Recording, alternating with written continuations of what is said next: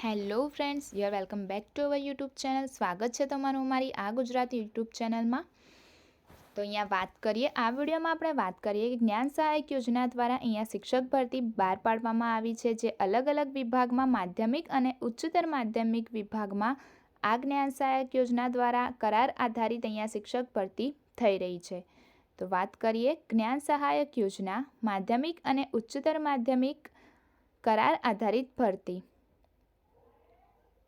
ગુજરાત સરકાર શિક્ષણ વિભાગ સચિવાલય ગાંધીનગરના તારીખ 10/7/2023ના ઠરાવ ક્રમાંક અન્વયે સરકારી અને બિનસરકારી અનુદાનિત માધ્યમિક અને ઉચ્ચતર માધ્યમિક શાળાઓમાં જ્ઞાન સહાયક કરાર આધારિત ભરતી અંગેની જાહેરાત વર્ષ 2023 અન્વયે મેરિટના ધોરણે ભરવાપાત્ર જગ્યાઓની પસંદગી યાદી તેમજ પ્રતીક્ષા યાદી તૈયાર કરવા માટે ઉલ્લેખ કરેલ શૈક્ષણિક તેમજ વ્યવસાયિક લાયકાત ધરાવતા ઉમેદવાર પાસેથી નિયત નમૂનામાં ઓનલાઈન અરજીઓ મંગાવવામાં આવે છે.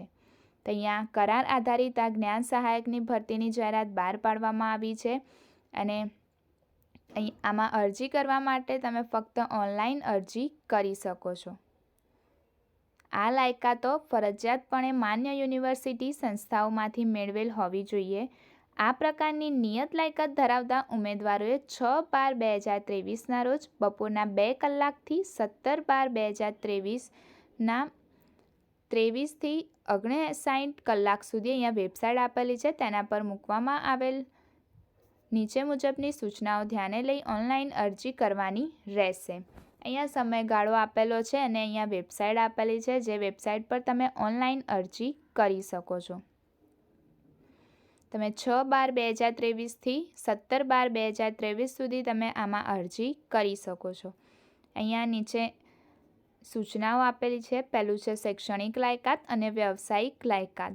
સરકારી અને બિનસરકારી અનુદાનિત ઉચ્ચતર માધ્યમિક શાળાઓમાં જ્ઞાન સહાયક કરાર આધારિત ભરતી માટે રાજ્ય પરીક્ષા બોર્ડ દ્વારા વર્ષ 2023માં વિવિધ વિષયો માધ્યમની ટેટ પરીક્ષા ટેટ ઉચ્ચતર માધ્યમિક પરીક્ષા લેવામાં આવેલ છે. તે પૈકી જે ઉમેદવારે જે વિષય અને માધ્યમની પરીક્ષા પાસ કરેલ હોય તે જ વિષય અને માધ્યમ માટે નિયત લાયકાત ધરાવતા ઉમેદવારો ઉમેદવારી નોંધાવી શકશે. તેમજ પોર્ટલ પર વિષય મુજબ લાયકાતની યાદી ઉપલબ્ધ કરેલ છે. તે મુજબ જે તે વિષયમાં તેઓએ શૈક્ષણિક અને વ્યવસાયિક લાયકાત મેળવેલી હોવી જોઈશે. શિક્ષણ વિભાગના તારીખ 10/7/2023ના ઠરાવ ક્રમાંક અનુસાર અહીંયા પસંદગી યાદી ઉમેદવારના શિક્ષક અભિરુચિ કસોટી ઉચ્ચતર માધ્યમિક ટેટ HS 2023માં મેળવેલ ગુણના આધારે તૈયાર કરવામાં આવશે. ઉમેદવાર સરકારી અને બિનસરકારી અનુદાનિત ઉચ્ચતર માધ્યમિક શાળામાં જ્ઞાન સહાયકની કરાર આધારિત નિમણૂક માટેની ન્યૂનતમ શૈક્ષણિક લાયકાત અને વ્યવસાયિક લાયકાત ધરાવતો હોવો જોઈએ. પોર્ટલ પર વિષય મુજબ લાયકાતની યાદી ઉપલબ્ધ કરેલ છે. તે પ્રમાણે અહીંયા વિષય પ્રમાણે યોગ્ય લાયકાત ધરાવતા હોવા જોઈએ. સમગ્ર શિક્ષા દ્વારા મેરિટ યાદી તૈયાર કરી જ્ઞાન સહાયક ઉચ્ચતર માધ્યમિક ભરતી માટેના પોર્ટલ પર મૂકવામાં આવશે.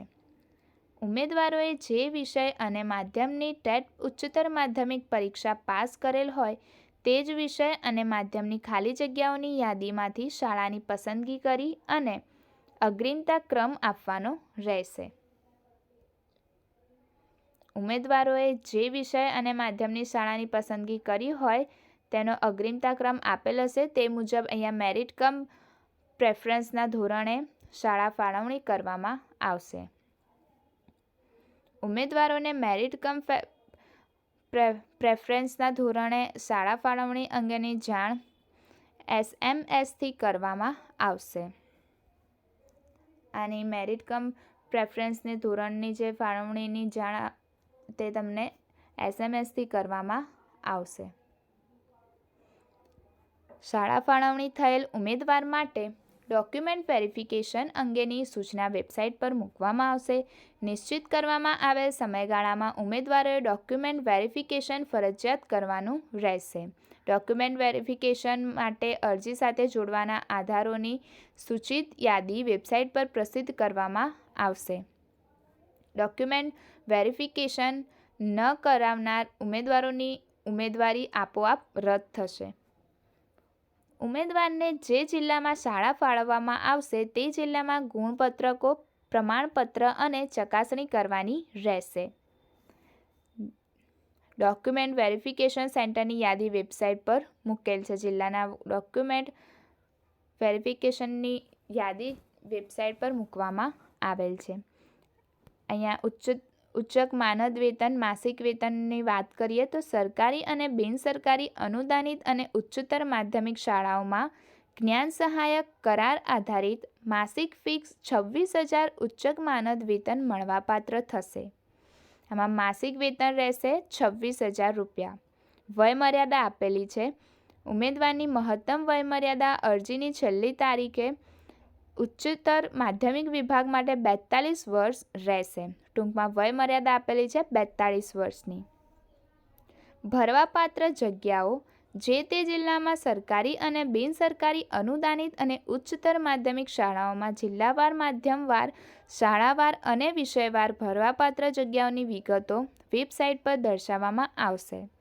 સદર જાહેરાતમાં દર્શાવેલ પૈકી કોઈપણ જગ્યાઓ ફેરફારને આધીન છે. કોઈપણ ખાલી જગ્યા રદ કરવા અંગેનો સરકારશ્રીનો નિર્ણય આખરી રહેશે. અહીંયા તમે કરારનો સમયગાળો આપેલો છે.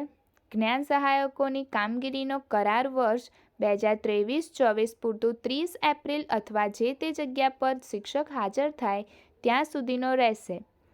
કરારનો સમય પૂર્ણ થતાં કરાર આપોઆપ રદ થયેલ ગણાશે.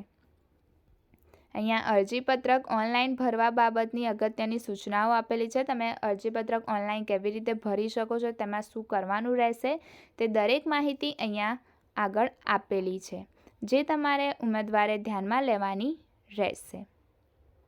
તો આ પ્રમાણે અહીંયા સૂચના આપેલી છે જે ઉમેદવારે ધ્યાને રાખવાની રહેશે અને અરજીપત્રક ભરવાનું રહેશે. ઓનલાઈન અરજી કરી શકો છો. આમાં ફક્ત ઓનલાઈન અરજી કરવાની રહેશે. સો વિડીયો પસંદ આવ્યો હોય તો વિડીયોને લાઇક કરો, વધુને વધુ શેર કરો અને ચેનલને સબસ્ક્રાઈબ કરો. Thank you so much for watching.